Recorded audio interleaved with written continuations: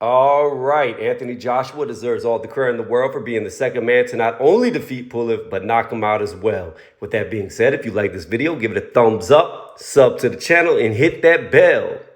Now, let's break down what I saw. Again, I started this video off with saying all the credit in the world deserves to go out to AJ for this victory. So, to the fanboys who are about to get upset, listen to what I said at the beginning before you get your panties in a bunch. Now, I digress. Again, Joshua came in at 240 pounds. I saw the exact same thing that I saw in the second Ruiz fight. AJ looks voided of his power. What do you mean? He got the knockout. That is power. Stop. Wait a minute and listen. Anthony Joshua is known to have a hell of a strong uppercut. He is known to knock people out with that uppercut. What did I see in this fight? I saw 3 different occasions to where he hit Pulev anywhere from 3, 4, and 5 consecutive uppercuts back to back, back to back, back to back, and he did not drop him. He caught Pulev with clean shots that he normally would have knocked guys out in the past with, and Pulev ate him. There was times where Pulev walked into straight rights, got hit by hooks, got hit by the uppercut, and he smiled and laughed at AJ right afterwards. Now, the accumulation of damage did cause Pulev to go, well, I wouldn't say to sleep, but it looked like he was going to sleep when he got put down by that straight right, which was the final punch. However, the referee decided to count, and Pulev cannot beat the count to continue on with the fight. Again, I will restate, AJ looked very good in this fight. He did a lot of good things. I did feel like that when he had Pulev hurt, he didn't really go for the kill. Now, that could be wise, but it also could be a mistake. What do I mean by that? It's wise because he didn't get into a firefight when a fighter was hurt and desperate to get caught like he did in the first Ruiz fight. However, he almost allowed Pulev to get his wits back and to get back into the fight because he waited too long to put it back on him. Now, again, those are however you want to look at it. It's 50-50.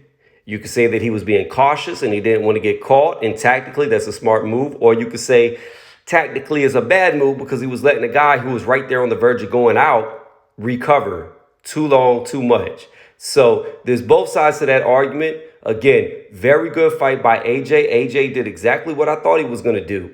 Hit and don't be hit. Work from the outside. You saw AJ several times backing up from Pulev, trying to counterpunch him, box around him, sticking the jab in his face. That's exactly how I thought he was going to fight this fight. I didn't think he was going to get the knockout. I will say that he did get the knockout. However, I said several times that if the knockout comes, I believe it will be by accumulation of damage late into the fight versus him just hitting him and one-shotting him, because I feel that he is lacking a lot of his power at 240, and I still feel that way. I still feel like that if AJ was 250 plus pounds or around 250, if he would have caught Pulev with them same uppercuts, especially when he hit him not once, not twice, but 3 times. Then he caught him again, not once, not 2 times, not 3 times, but 4 times. Then he caught him another time in another round, not once, not twice, not 3 times, not 4 times, but like 5 uppercuts, back to back, non-stop, dead on the chin. Had he been bigger, had he been stronger, like I have seen him in the past, I believe he would have definitely put him to sleep way before that 3rd or that 4th or that 5th uppercut connected cleanly on the jaw of Pulev. So again, my mindset, in my opinion, has not changed after watching this fight. I still think he needs to be heavier. I still think without that added weight, without that added strength that he gets from weightlifting, he is missing a powerful tool, and that is his pure power. I don't believe he's a naturally hard puncher. I believe he can punch hard, but I think to make him that explosive, dangerous killer, he needs to be strong to really shine. And if these are the tactics going forward, like I said before, I don't know how he beats Tyson Fury on the back foot. I don't know how he beats Tyson Fury if he cannot hurt Tyson Fury, as Tyson Fury will be the guy fighting at range, as Tyson Fury will be the taller guy, as Tyson Fury will have the longer reach. And I believe Tyson Fury moves a lot faster than AJ. Even an AJ at 240, in my opinion, is not that fast. So again, I have to come back to my original thought that I've always had. If your fighter is not that fast, then does it benefit him to make him a little bit faster? Or does it benefit him to make him bigger and stronger, so when he gets in there against a guy like Fury, who's going to be much faster than him, who's going to be much bigger than him, he has an equalizer? That's what I'm looking at. And the thing is, people can make the argument, well, he could just put on weight for that fight. But no, you can't just put on weight for that fight, because that's where people lose their endurance. That's when people look drained and sapped by the halfway through the fight. You have got to get used to carrying extra weight. You can't just put it on of solid mass and think that it's going to benefit you and not have negatives that come along with it. For a guy like Fury, AJ should have already been used to being well into his 250 so he could go all 12 rounds without getting tired.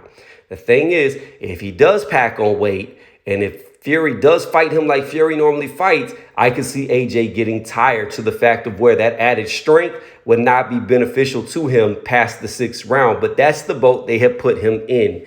He is now in that boat of where he needs to stay small and lean. And I don't see him being small and lean causing a major threat to Tyson Fury. And that's what it comes down to. I'm not trying to compare these two to break AJ down, because I believe AJ deserves all the credit in the world.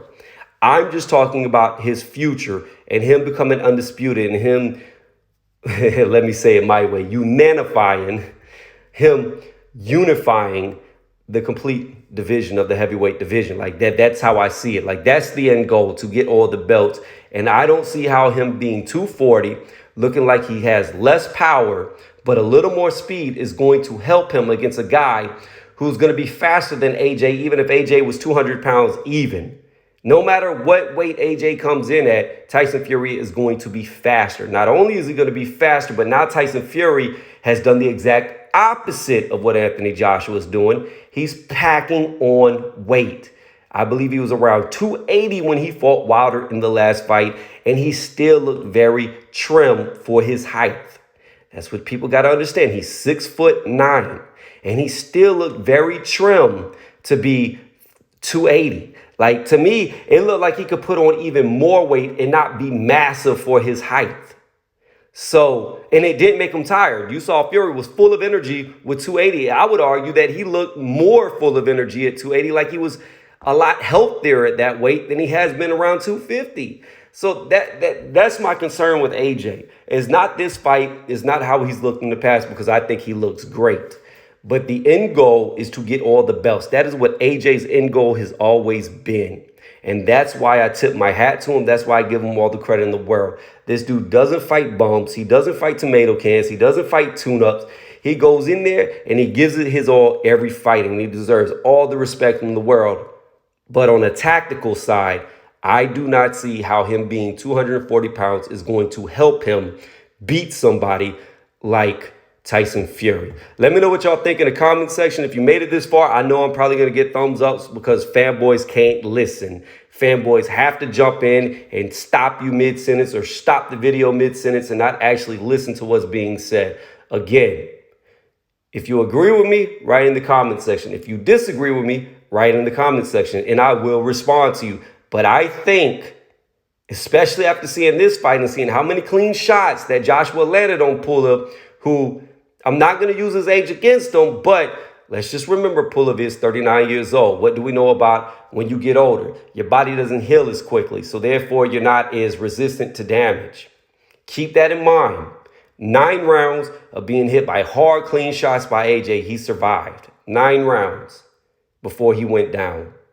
Would he have went down to those shots if he had been 9 years younger?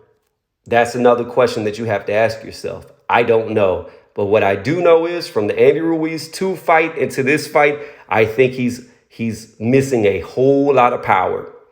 And I really think that's his biggest strength, is his punching power. So again, let me know what y'all think in the comment section. I'm not going to get on a tangent and keep going on forever. But if you agree, let me know why. If you disagree, let me know why. Thank y'all again for watching.